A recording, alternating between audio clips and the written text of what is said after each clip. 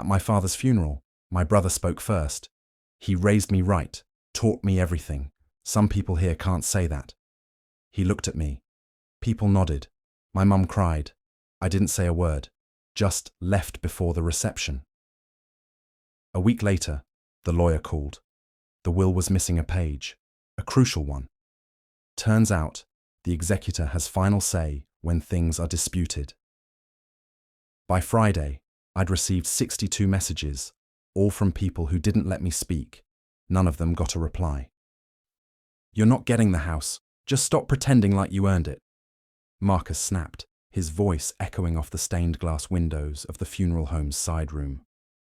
Mom flinched. Aunt Louise pressed a tissue to her mouth. The tension wasn't new. It had been simmering for years, but today, of all days, it boiled over. "You always do this," I said quietly, trying to keep my voice level. "Twist things. Make me the villain so you don't have to face what you did." Marcus laughed, short and bitter. "What I did? I took care of Dad. I stayed. You ran." "I didn't run. I wasn't welcome." He stepped forward, close enough that I could smell the whiskey on his breath. The same whiskey Dad used to hide behind. "You left because you couldn't handle being second best." Mum's eyes filled with tears. Aunt Louise stood up halfway, then sat back down like she didn't want to choose sides. "Say it," I whispered. "Say what you really think." Marcus didn't hesitate. "Dad was ashamed of you." Silence fell over the room like a shroud. "My name's Evan. I'm 26. Grief feels like drowning with your eyes open. You see everything collapsing, and you still can't breathe. That's how it felt today, and how it's felt since I was 14. Everyone's dressed in black and pretending Dad was some saint. But funerals are built on fiction. You say kind things so the dead can rest easy, and the living don't have to unpack the truth." Marcus got up and gave a speech like he was the chosen son. Said Dad taught him everything. Said, "Some people here can't say that." Looked straight at me when he said it. People nodded. My mother cried. I didn't speak. I just left before the reception. The family, brief and brutal. Marcus, 28. The golden son, lived with Dad, got his approval even when he didn't deserve it. He forged my name once. No one ever believed me. Mom, 62. Fragile, guilt-ridden, still loyal to Dad, even though she knew what he did. Can't stand conflict. Loved me in silence. That silence still cuts. Aunt Louise, 55. Dad's younger sister. Lawyer, always neutral, always diplomatic, but never an ally when I needed one. By Wednesday, Aunt Louise called me. "There's an issue with the will," she said, voice stiff like she was reading from a script. "What kind of issue?" "It's missing a page. The notarized copy we had. Someone replaced it. The original says Marcus was to be executor, but without that page, the power falls to you. You're the backup." Me, the backup, the afterthought. And suddenly I wasn't irrelevant anymore. When I was 19, I found out Dad co-signed a $20,000 loan in my name. Only, I never signed it. He said he'd fix it. Then he died. Turns out Marcus used the money. Dad covered for him, lied to my face, said I must have forgotten signing something at the bank. I lost my scholarship because of the debt. Had to drop out for a year. No one ever said sorry. Not once. Mom just cried and told me to forgive, like forgiveness was a faucet I could turn on. The flash drive was small, black, taped to the back of Dad's old office drawer. I'd gone looking, just in case. It held a recording, dated 6 months ago. Dad's voice, slurred, angry. "Marcus, I'm not changing the damn will. You already stole from your brother once. If you try that again, you're out. You understand me?" Then Marcus. "He's not even around, Dad. Why should he get anything?" "Dad, because he deserves it. For once." My hand shook as I copied the file. At the reading of the will, I played the recording. The room went silent. Mum dropped her teacup. Marcus went pale. "You manipulated him," I said. "You lied to everyone. You took what wasn't yours." "You think you're the hero?" Marcus said, voice cracking. "You don't know the pressure I was under. Dad, he expected too much. So, you put it all on me." Aunt Louise looked ashamed. "I should have verified the documents. I'm sorry, Evan." Marcus stormed out, slamming the door. No one followed him. I didn't move. I'd waited a decade for this silence. I didn't gloat.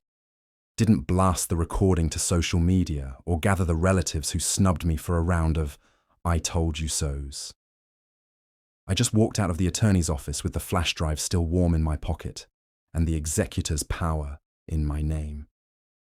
For once, no one stopped me. For once, no one could. I went back to Dad's house. The house I wasn't allowed to visit alone after I turned 18. The porch light still flickered the same. The siding was warped from years of rain and neglect. It felt strange, being here without him. I unlocked the door like it was mine, because now it was. I stood in the entryway for a long time, just breathing. This wasn't about revenge anymore. It hadn't been, not really. It was about reclaiming something that had always been denied. A voice, a choice, a space where I was allowed to exist. That night, I pulled the old family albums out of the closet. Most of the photos were of Marcus, Little League, birthdays, prom. I wasn't in half of them, even though I was there.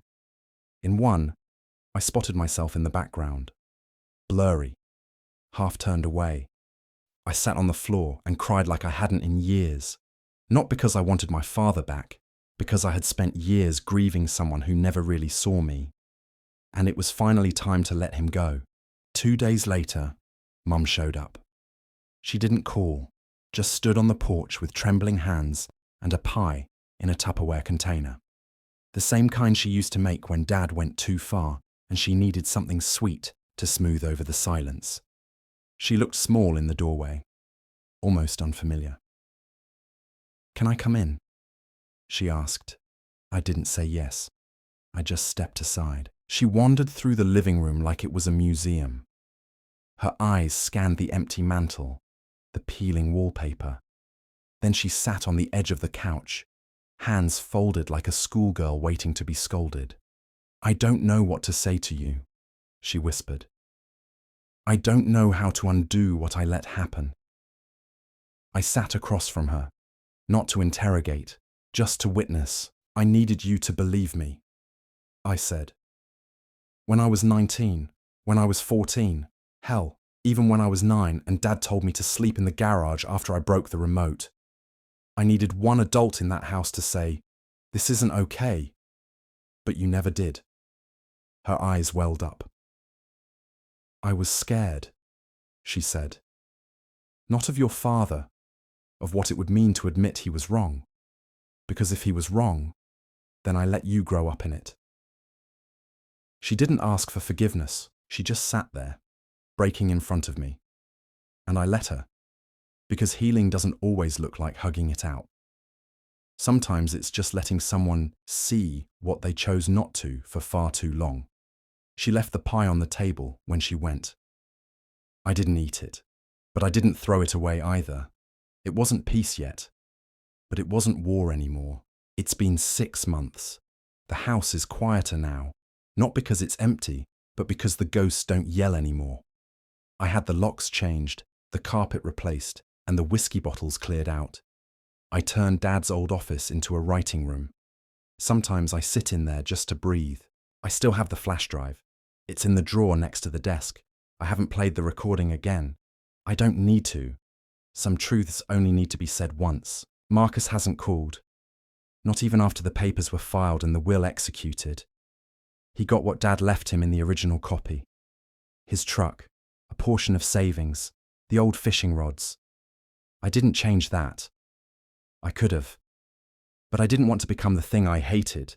Some debts are better settled quietly. Aunt Louise sent a letter. handwritten, said she'd misjudged things, and not just the will. She offered to help me set up a trust for the youth shelter project I've been planning. Turns out, that big backyard could house 3 tiny homes. I said yes. Not because I trust her completely, but because this time I get to set the rules. Mom visits on Sundays now. We sit on the porch with lemonade and she talks about gardening. Sometimes she cries. Sometimes we laugh. Sometimes it's awkward. But it's something. She's trying. And I'm not building a wall this time. Just boundaries. As for me, I've started saying my own name out loud when I wake up. Not the problem. Not Marcus's brother. Not the quiet one. Just Evan. I'm 26, and I survived a version of love that came with conditions. I'm done earning people who never offered me acceptance freely, and I'm done shrinking to make others feel big. I don't know if I'll ever truly forgive my father, but I've stopped carrying him with me. And that might be the most powerful thing I've ever done. In the silence, I finally heard my own voice, and I chose to believe it. If this story moved you, subscribe for more grounded, real-life inspired drama that doesn't sugarcoat the pain or the healing. Have you ever been the quiet one in your family? The scapegoat, the forgotten, the backup plan? What would you have done in Evan's place? Would you have played the recording, walked away, tried to forgive? Drop your story in the comments. Let's talk about it. Together. Share this with someone who needs to hear. You are not what they made you feel.